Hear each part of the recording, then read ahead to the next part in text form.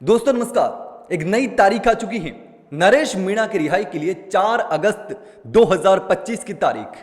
इसको बहुत कम समय बचा है और गांव-गांव जाकर नरेश मीणा के समर्थक पीले चावल बांट रहे हैं और गांव में जोश देखा जा सकता है। बच्चे हो या बुजुर्ग, महिला हो या पुरुष, हर व्यक्ति में जोश है और हर कोई कह रहा है नरेश भाई जेल से बाहर आ जाने चाहिए।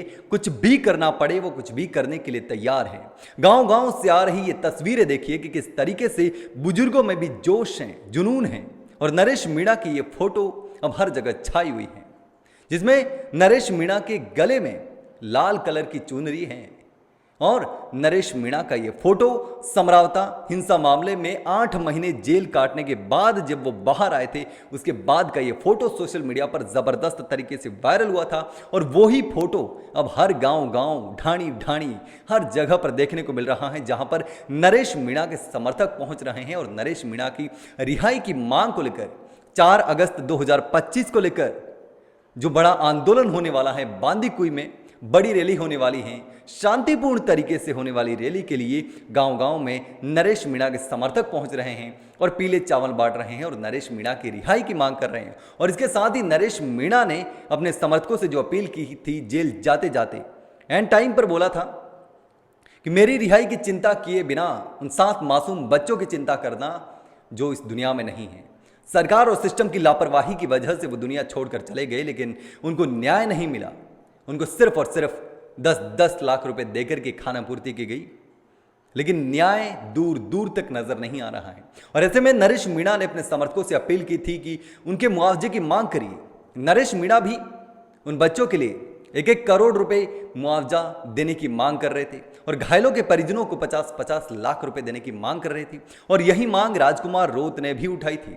राजकुमार रोत ने मृतक के परिजनों को 1-1 करोड़ रुपए मुआवजा और 10 बीघा जमीन देने की मांग की थी और इसके साथ ही घायल के परिजनों को 50-50 लाख रुपए मुआवजा और 5 बीघा जमीन देने की मांग की थी।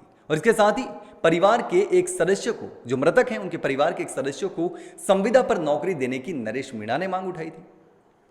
लेकिन यह मांग ही बनकर रह गई और नरेश मीणा जेल चले गए।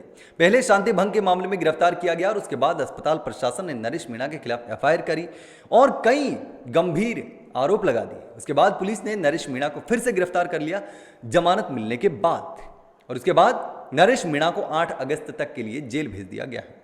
यानी 8 तारीख से 4 दिन पहले 4 तारीख को बांदीकुई में बड़ा आंदोलन होने वाला है, बड़ी रैली होने वाली है, बड़ी महापंचायत कह सकते हैं वो होने वाली है। और इसके लिए गांव-गांव जाकर नरेश मीणा के समर्थक और नरेश मीणा के जो साथी लोग हैं वो चावल बांट रहे हैं और इस आंदोलन की, इस बड़ी रैली की तैयारी में जुट गए हैं।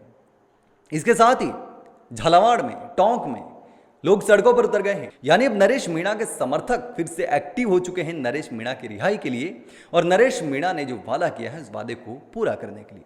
लेकिन दोस्तों, इस पूरे मामले पर आप क्या सोचते हैं? क्या 4 तारीख की जो रैली होने वाली है बांदीकुई में, उसमें कितनी भीड़ जुटने वाली है? कौन कौन लोग शामिल होंगे? इस तरीके से गांव में तस्वीरें सामने आ रही हैं। बड़े बुजुर्ग, बच्चे, महिलाएं सब में जोश है और नरेश मीणा की रिहाई के लिए हर कोई आंदोलन में आने के लिए बेताब है। लेकिन आप क्या सोचते हैं? क्या नरेश मीणा की रिहाई इतनी जल्दी हो जाएगी? क्या नरेश मीणा को गलत फंसाया गया है? क्या नरेश मीणा के खिलाफ कोई साजिश कर रहा है? क्या बार बार नरेश मीणा जेल जा रहे हैं? इसके पीछे क्या वजह है?